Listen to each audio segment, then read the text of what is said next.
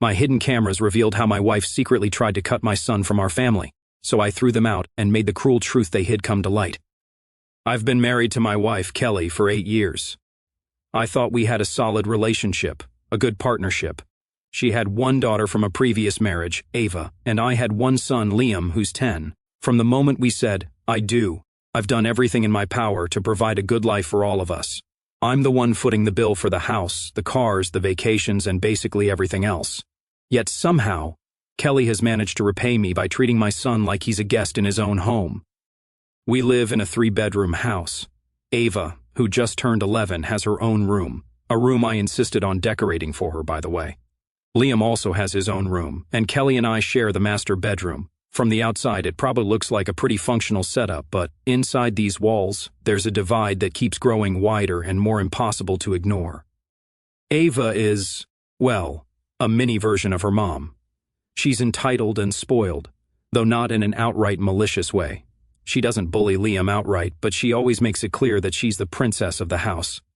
Kelly is a different story. From the very beginning, it's like she decided that Liam was my kid and not her responsibility. She barely speaks to him unless she has to. If he's upset or hurt, she's indifferent.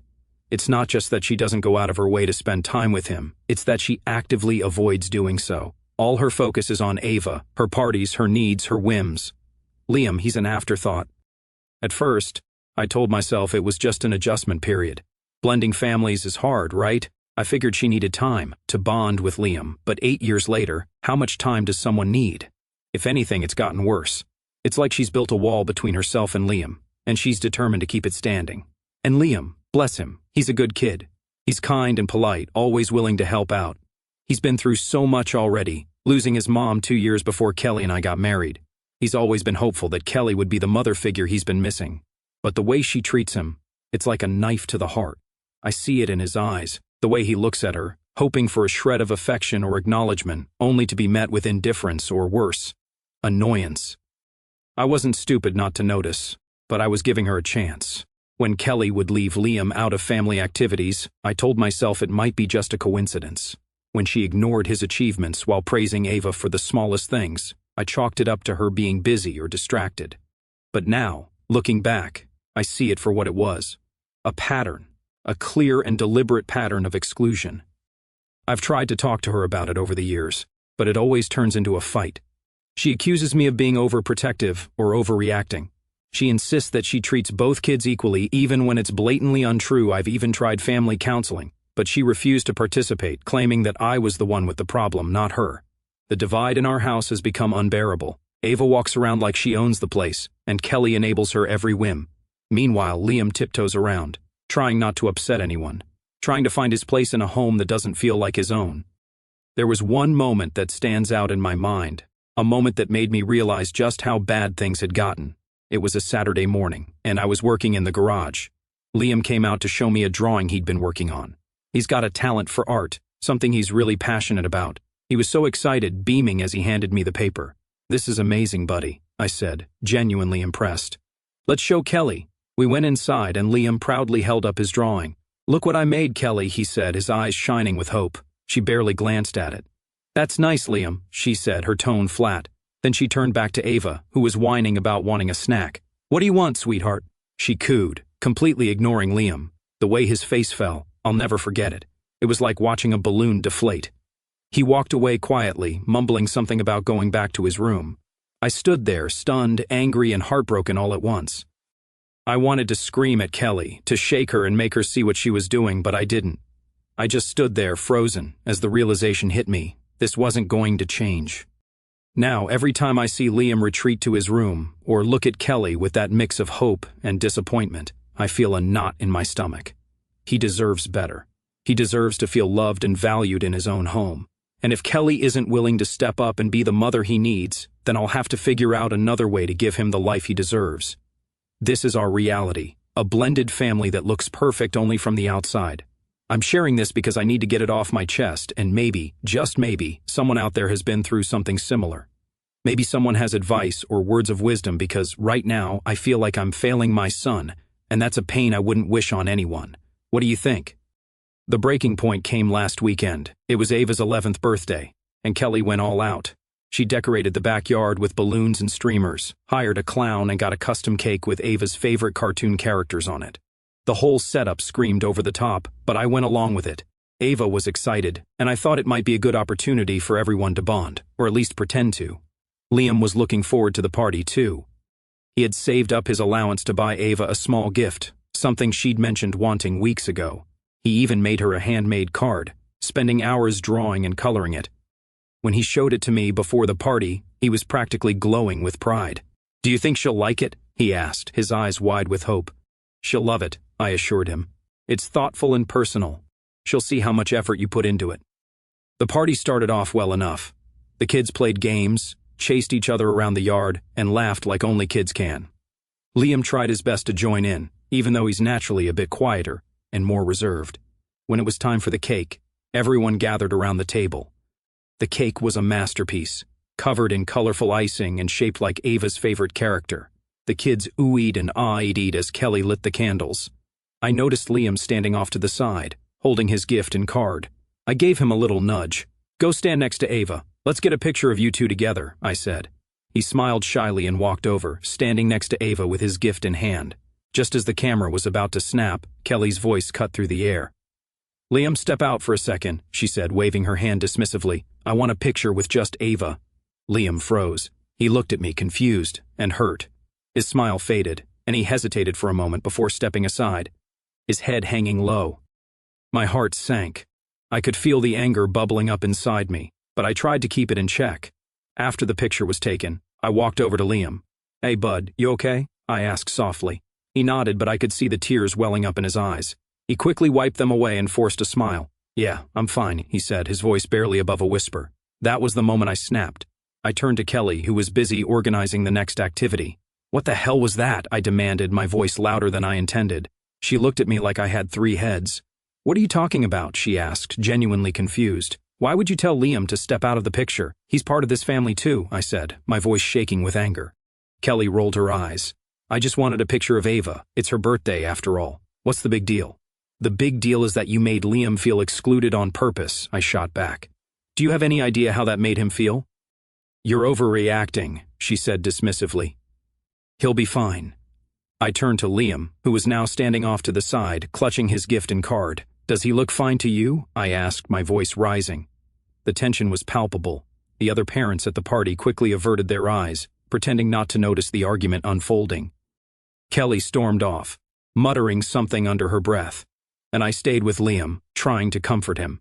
The party continued, but the damage was done. Liam's mood was ruined, and so was mine. Later that night, after the kids were in bed, I confronted Kelly again. "You're driving a wedge in this family," I told her. Her response was as cold as ever. "I'm already doing enough by letting him live here. Don't ask me to do more." I couldn't believe what I was hearing. Letting him live here? As if he were some unwelcome guest. My blood boiled, but I forced myself to stay calm. "This is his home, Kelly. I think you've forgotten that," I said firmly. "And if you can't treat him like he belongs here, then maybe this isn't going to work." She didn't respond, but the look on her face said it all. The divide in our family had never felt wider, and I knew something had to change soon. The fight didn't end with Ava's party. If anything, it ignited a fuse that had been smoldering for years. For the next few days, Kelly and I barely spoke. The tension in the house was suffocating. Even Ava, who usually thrived on being the center of attention, seemed uneasy. But Liam, he just kept his head down and stayed out of the way, as if he were used to being collateral damage. It was a Thursday evening when everything boiled over. I came home from work, exhausted but determined to address what had happened. Kelly was in the kitchen, scrolling on her phone, while Ava sat at the table doing homework. Liam was nowhere to be seen, probably hiding in his room like usual. "We need to talk," I said, setting my bag down. Kelly didn't even look up. "About what?" she asked, her tone clipped. "About Liam. About the way you treat him." That got her attention. She put her phone down and crossed her arms, leaning against the counter. "What now?" "I thought we already had this conversation." "No, we didn't," I said, my voice steady but firm. "We had a fight. There's a difference, and I'm not letting this go." Ava glanced up from her homework, sensing the brewing storm, but Kelly waved her off. "Go to your room, Ava," she said. Ava didn't argue, grabbing her books and retreating upstairs. Once we were alone, I took a deep breath and began. "Liam's a good kid. He's kind, he's respectful, and he's done nothing but try to be part of this family. But you've shut him out from day one, and I'm done pretending it's okay. Kelly rolled her eyes. Oh, please, don't make me the villain here. I've done plenty for him. Like what? I shouted. Ignoring him? Treating him like a burden? Letting Ava walk all over him? That's not being a stepmom, that's being a bully. Her face flushed with anger. How dare you call me a bully? I've done everything I can to make this work, but he's not my kid. He's your responsibility, not mine. And Ava's not mine, I said, my voice rising. But I've treated her like she is. I've provided for her, supported her, loved her. Why can't you do the same for Liam? Because it's different, she snapped. Ava's my daughter. Liam, he's just your son. Her words hit me. Just your son, as if he were some outsider, an unwelcome guest in his own home. I stared at her, my hands shaking with anger.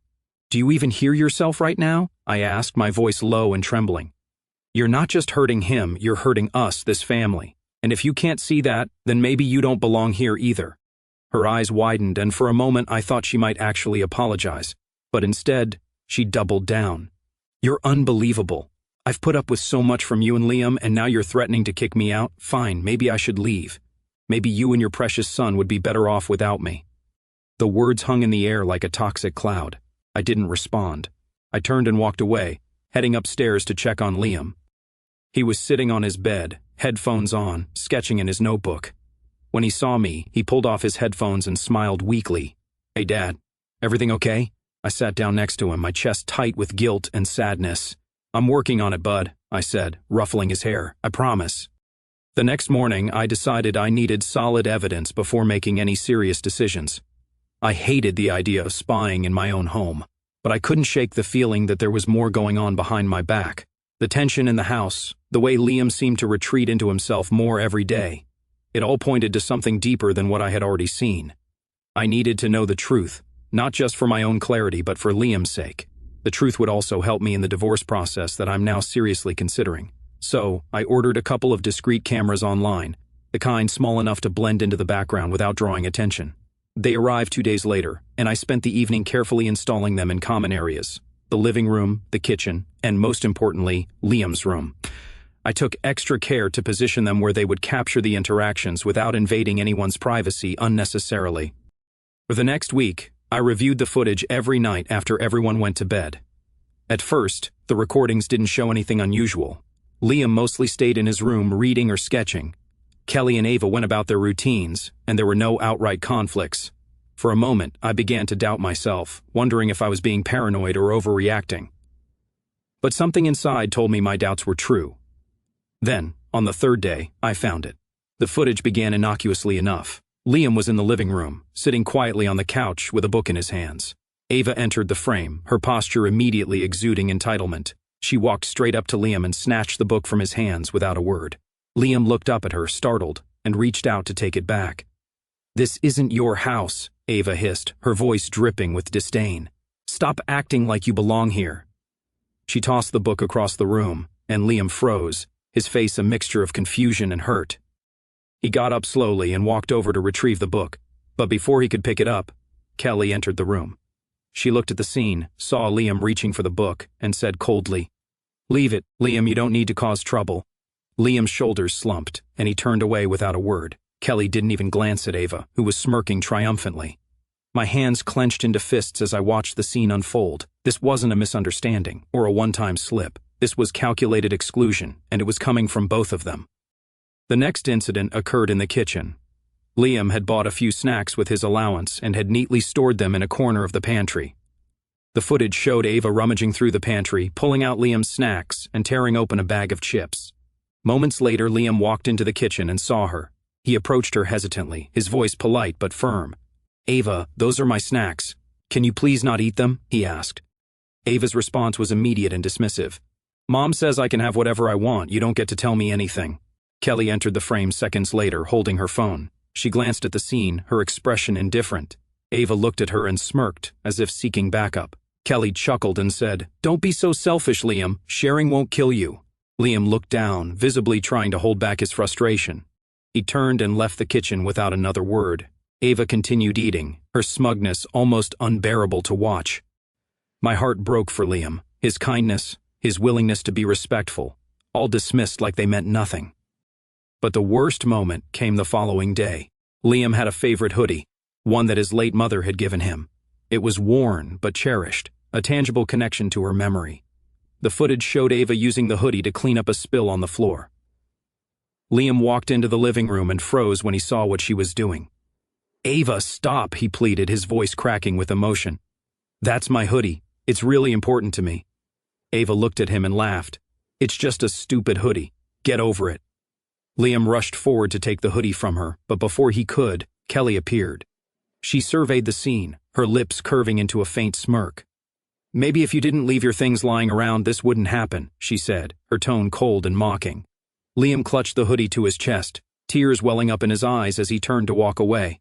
Kelly grabbed his arm roughly. "I told you to stop whining, didn't I?" she snapped. "Go to your room before I make you regret it." Liam winced, his small frame recoiling from her grip. He nodded silently and retreated to his room, his shoulders shaking as he clutched the ruined hoodie. Ava's giggles echoed in the background as Kelly turned away, unconcerned. Watching that footage felt like a punch in the face. I had known that things were bad, but this was abuse, plain and simple. The realization was almost too much to bear. That night, I sat in the dark replaying the scenes in my head. The evidence was undeniable, but so was the pain. I made up my mind. I'm going through with a divorce. This isn't a healthy family for either my son or me, and I need to take action immediately. Don't you think?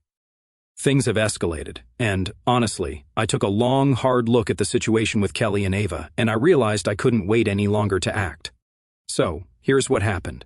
The day I confronted Kelly with the videos was one of the hardest and most liberating moments of my life. I waited until Liam was at school, and Ava was out with a friend. Kelly was in the living room, scrolling on her phone like nothing was wrong. My heart was pounding, but I knew I had to stay calm and stick to the facts. "Kelly," I started, holding the folder where I'd printed screenshots from the footage. "We need to talk now." She looked up, annoyed. "Can it wait? I'm in the middle of something." "No," I said firmly, sitting down across from her. "It can't." I handed her the folder, and she opened it reluctantly. As she flipped through the screenshots, Ava snatching Liam's book, her mocking him about the snacks and the incident with the hoodie, her expression barely changed. When she got to the part where she grabbed Liam's arm and snapped at him, she tossed the folder onto the coffee table. "So, what's your point?" she said, crossing her arms. I stared at her, stunned. "My point? This is abuse. You and Ava have been treating Liam like an outsider, like he doesn't even belong in his own home. This isn't just favoritism, it's cruelty." She rolled her eyes. "Oh, don't be so dramatic. Kids fight all the time. Liam needs to toughen up, and if you're upset about me disciplining him, maybe you should step up more as a parent." I couldn't believe what I was hearing. Disciplining him? Kelly, you were mocking him, encouraging Ava to humiliate him. You laughed when she used his late mother's hoodie to clean a spill. Do you even hear yourself right now? I didn't wait to hear her answer. That was it. That was the moment I knew there was no saving this. Any lingering hope I had that she could change, that she cared about this family, evaporated. I stood up, my hands shaking with anger. "You're done here, Kelly," I said, my voice cold. "You and Ava need to pack your things and leave today." She laughed, as if I had just told a joke. "Excuse me? You're kicking us out of my house?" "My house," I corrected her. "I pay the mortgage, the bills, everything. And after what you've done to Liam, you don't deserve to live here." Her expression shifted, her entitlement turning into fury. "You can't just kick us out. Where are we supposed to go?" "That's not my problem," I said. "I'll give you a week to figure it out, but you're not staying here any longer. I've already contacted a lawyer. I'm filing for divorce." She stood up, shouting at me about how unfair I was being, how she'd sacrificed so much for this family. I didn't engage. I just repeated myself. "You have a week. Pack your things." Honestly, I thought kicking Kelly and Ava out of the house would be the hardest part, but I was wrong. The real fight started when the paperwork hit her hands. After Kelly moved out, I filed for divorce immediately. My lawyer helped me outline everything. The finances, custody of the house, and, of course, ensuring Liam's safety was the top priority. I had hoped Kelly would take the hint and move on quietly. We both knew the relationship was irreparably broken, but instead she came back swinging, and not in a good way. The first inkling of trouble came when I got served with her response to the divorce petition. Kelly was demanding half of everything: the house, the savings, the cars, even a portion of my retirement fund. She also claimed she was entitled to spousal support because she had sacrificed so much to be in this marriage. I almost laughed when I read it. Sacrificed? All I could think about was the evidence I had of her mistreatment of Liam. If anyone had sacrificed anything, it was my son. But Kelly wasn't done. She lawyered up with someone who clearly knew how to play dirty. They started making accusations, claiming I was an absentee father and that Kelly had been the primary caregiver for both kids. It was absurd. She'd never cared for Liam, and Ava had been her priority since day one. But in divorce court, accusations like that can stick if you don't have solid evidence to refute them. That's when I remembered the videos. My lawyer was thrilled when I told her about the footage. She said it could be a game changer, but we had to present it carefully. The recordings showed not only Kelly's indifference, but also her outright cruelty toward Liam. They captured Ava's bullying and Kelly's enabling behavior, as well as the heartbreaking moment where Kelly grabbed Liam's arm and threatened him. When Kelly's lawyer saw that we intended to use the footage, they tried to argue that the recordings were an invasion of privacy. But my lawyer shut that down quickly, citing that the cameras were placed in common areas, not private spaces, and were installed for Liam's safety. The judge allowed the evidence, and suddenly, Kelly's narrative started falling apart. The courtroom was tense when the videos were played. I'll never forget the look on Kelly's face as the footage rolled. She shifted uncomfortably in her seat, her usual smugness replaced with unease. Her lawyer tried to downplay it, arguing that it was out of context and that Kelly was just disciplining Liam. But there was no way to sugarcoat the way she laughed when Ava humiliated him or how coldly she dismissed his pleas. The judge didn't buy it. In fact, they seemed disgusted by what they saw. I could feel the tide turning in my favor. Kelly didn't take it well. After that hearing, she doubled down on making my life as difficult as possible. She started spreading rumors, telling anyone who would listen that I was the abusive one, that I had brainwashed Liam against her. Some of her family members even reached out to me, accusing me of being heartless for breaking up the family. It was infuriating, but I kept my head down and focused on the legal process. The financial battle was the next hurdle. Kelly was still pushing for half of everything, despite the fact that she had never contributed financially to the household. Her lawyer argued that she deserved spousal support because she had been dependent on me during our marriage. My lawyer countered with the videos, showing that Kelly's behavior had contributed to the breakdown of the marriage, and that she had failed to fulfill even the basic duties of a partner and stepmother. The judge sided with me on most counts. Kelly didn't get the house or the majority of our savings. She walked away with a smaller settlement than she had demanded, and no spousal support. The court recognized that her behavior toward Liam was not only harmful, but also a significant factor in the divorce. For the first time in years, I felt like someone was truly in my corner. But the best part? Liam is safe now. The court granted me full custody of him, which means Kelly has no legal claim to him or the house. That was my biggest fear, that she would somehow try to use Liam as leverage, even though she had never cared about him. Now she can't hurt him anymore. Thank you to everyone who encouraged me to take that first step. Your advice and support gave me the courage to do what needed to be done. If you're out there reading this and feeling trapped in a toxic situation, please know that there's a way out. It won't be easy, but it will be worth it. Liam and I are proof of that. A few weeks after the divorce was finalized, I started hearing rumblings through mutual acquaintances and even a few nosy neighbors. Apparently, Kelly wasn't doing so well, living with her sister. Initially, I didn't pay much attention. I was focused on moving forward with my life and helping Liam adjust to our new normal. But then, Kelly started reaching out. It started with a few texts. At first, they seemed innocent enough, basic questions about Ava's schoolwork or her belongings that were still at the house. I responded politely, keeping things short and professional. But it didn't take long for the tone of her messages to shift. The texts started coming more frequently, and they weren't just about Ava anymore. Kelly began reminiscing about our marriage, saying things like, "I didn't realize how good I had it, and I missed the life we had together." I ignored most of these messages, but then came the emails. In one particularly long email, Kelly poured her heart out, or at least that's what she wanted me to believe. She wrote about how hard things had been since the divorce, how her sister was impossible to live with, and how Ava was struggling in school because of all the changes. She even tried to tug at my heartstrings, claiming that Ava missed me and Liam and wanted to see us again. It was an obvious attempt to guilt me, but I wasn't buying it. From what I'd heard, Kelly's sister wasn't thrilled about having 2 new house guests. Kelly had always been high maintenance, and now that she didn't have me as a financial safety net, the cracks in her life were starting to show. She'd never had to budget or worry about bills before, and apparently, the reality of living without a provider was hitting her hard. Ava, meanwhile, wasn't adjusting well to the lack of luxury she'd grown accustomed to. The constant tension in their new living arrangement was clearly taking a toll, but that wasn't my problem anymore. One evening, Kelly called me. I stared at the screen for a moment before declining the call. Seconds later, she texted, "Can we please talk, just for a few minutes?" Against my better judgment, I decided to reply, "What do you want, Kelly?" Her response came almost immediately. "I just want to apologize. I've been thinking a lot about everything, and I realize now how much I took for granted. I made mistakes, and I want to make things right."